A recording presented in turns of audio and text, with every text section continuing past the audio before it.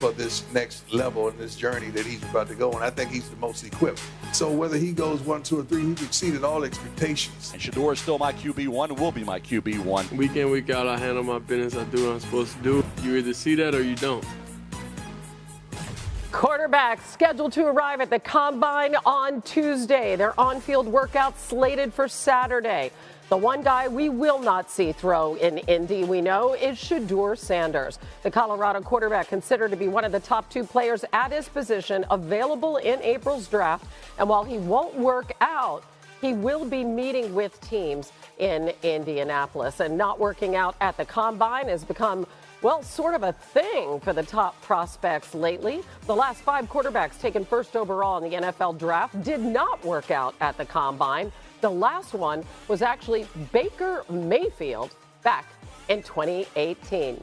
As we welcome you all to NFL Live, I'm Hannah Storm. We got a full house today. Mina Kimes, Ryan Clark, Tim Hasselbeck, and Matt Miller. And Matt, we do have some of the best quarterbacks in the NFL. Guys like Josh Allen and Justin Herbert, C.J. Stroud, they all worked out at the Combine. Walk us through this decision and what your perspective is on Sanders not doing so. Yeah, Hannah, it's not a huge surprise that Shedeur Sanders has opted to not throw at the Combine because we just saw him 1 month ago show up to the East-West Shrine game and not participate there as well after saying he would be. So this is kind of the method that they're going with this offseason for Shedeur Sanders. And as you mentioned, it has become par for the course for top quarterbacks to not throw at the Combine. However, the point that I would make is Shedeur Sanders is not the top quarterback in this year's draft. That's Miami's Cam Ward. And the fact is, this quarterback group is very unsettled. We don't have a number 1 quarterback like we did last year with Caleb Williams, even maybe the year before with Bryce Young, where he felt like the number 1 guy throughout the entire process. This is a wide open race for the number 1 quarterback spot in the 2025 NFL draft. And this is a second opportunity now with the East-West Shrine game where Shedeur Sanders has said, I'm good. I'm going to wait till the next event. So all pressure now is on that Colorado Pro Day. Personally, I'm not a fan of this. I think you take every opportunity given to you to prove that you're the guy. We heard in the soundbite him saying, I'm going to be the guy. Go show that you are. C.J. Stroud threw at the Combine. Patrick Mahomes, Josh Allen. We saw 3 guys who were first-round picks last year throw at the Combine, and it improved their stock. So if Shedeur Sanders' camp would have asked me a week ago, I would have said, this is an opportunity to prove he's better than Cam Ward, to prove he's better than Jackson Dart, to prove he's better than whoever the hot quarterback of the moment is. Maybe it's Tyler Shuck, maybe it's Quinn Ewers from Texas. But this was an opportunity that I think Shedeur and his camp are really missing out on, where he could show that he is that number 1 quarterback in this class.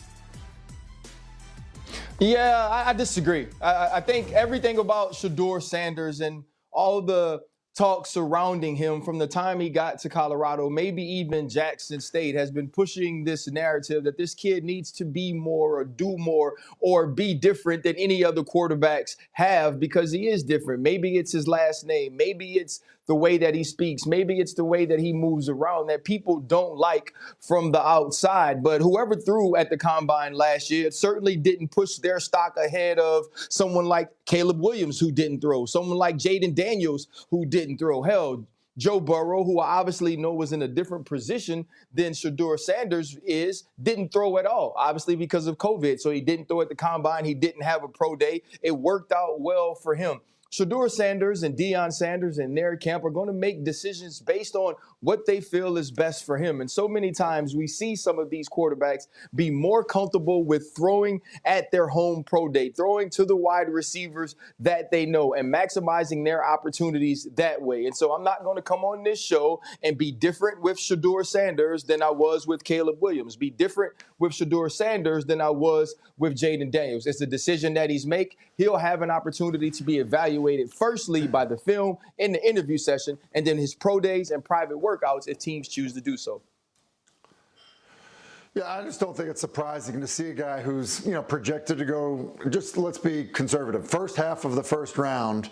Like, it doesn't often make sense for those guys to throw. And I think some of the guys that we've had on the list, that have thrown in the past, like, they can throw in anything. Like, Josh Allen can throw anywhere at any time, and it's not going to matter. And I think you'd say the same thing with certain other players. And that's not to be critical of, guys that aren't throwing, but they just aren't assured that they are going to throw great every time they go out and throw, especially in an environment that they're not controlling themselves. And so, I think, when it comes down to it, like from a team evaluation perspective, sure, they would love to see you do it.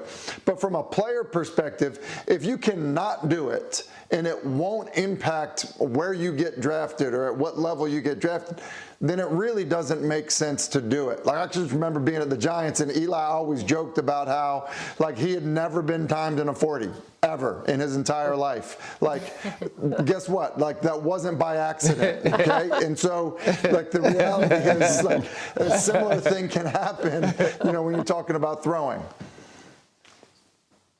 Yeah, I completely understand why he's not doing it. Throwing at the combine is no longer a must. You do it, as Tim pointed out, if you have the utmost confidence in your arm strength and your arm talent. The quarterbacks that have been named who did do it over the years, a lot of them were guys with stronger arms. And I don't think Sanders has much to gain from doing it in that environment where you're just being compared to other players in this one metric. And really, I don't see how that benefits him in the pre-draft process. I will say, though, it does, to me, highlight the discrepancy between him and Ward to some degree, which isn't to say Ward's throwing, but rather the difference in arm strength and arm talent, which is just my biggest question mark about Sanders. He is accurate. He is smart. He does not have a cannon. Now, you can make up for that in the NFL with anticipation and accuracy, but what it means is that the margin for error you have is smaller because you're not able to compensate for, to make problems right solely with your arm. So I don't think this was a must for Sanders, but to me, it does highlight, or at least draw into question, what I personally believe is his biggest weakness. Oh, it's definitely not a must. You're 100% right there, Bina. And he will still be drafted probably in the top 7 picks. And again, it's become the norm for guys not to do it. My stance is this is a missed opportunity to leapfrog a Cam Ward or to put more distance between yourself and those other quarterbacks. Jackson Dart, Tyler Shuck, Quinn Ewers, Jalen Milroe. Those guys are all going to be throwing, we anticipate. So it's more about, can you put that distance between yourself? And Ryan mentioned Caleb Williams didn't throw last year. J.J. McCarthy did, and I think that helped him. Bo Nix did, and it definitely helped. And the guy that helped more than anyone last year was Michael Penix Jr., who has a much bigger arm than Shedeur Sanders. But, Shedeur's trademark, like his business card as a quarterback, he's accurate as all get out. He's surgical. C.J. Stroud was the same way and put on one of the best throwing performances ever at the Combine. And I do think it helped separate him from Will Levis and Anthony Richardson. So is it a must? Is he going to fall down my board because he's not throwing this week? Absolutely not. But it is a missed opportunity for him to make up some ground with the guy, Cam Ward, who is right now the consensus #1 quarterback. Yeah, and obviously he is going to throw and work out at Colorado's Pro Day, and that'll be a popular one. Travis Hunter there as well. By the way, the date on that is not set yet. All right, we have some more Combine news. This is new on NFL Live. Adam Schefter tweeting, another top prospect will not participate in the Combine this week. Penn State's Abdul Carter will not work out due to a shoulder injury. That's according to his agents, Drew Rosenhaus and Drew Bailey. He will, however, partake in interviews and physical exams in Indy. All right, another top story. Could the Rams and Matthew Stafford be headed for a breakup? The team has given his agent, Jimmy Sexton, permission to assess the 37-year-old Super Bowl winner's value from teams that might be interested in him. Stafford is due $27 million, well below the median of the quarterback market in 2025. His cap hit, however, is close to $50 million, and that's top 5 overall in the NFL. Just by way of reference, here is a look at the highest paid players in NFL history. No surprise, they're all quarterbacks. Just 2 of the top 11 signed their deal at age 32 or older. Aaron Rodgers at age 38, the Packers back in 2022. Russell Wilson at age 33 to the Broncos that same year. And as you know, they have both moved on from those teams. RC, I'm curious what you think of how Les Snead and the Rams are handling this situation.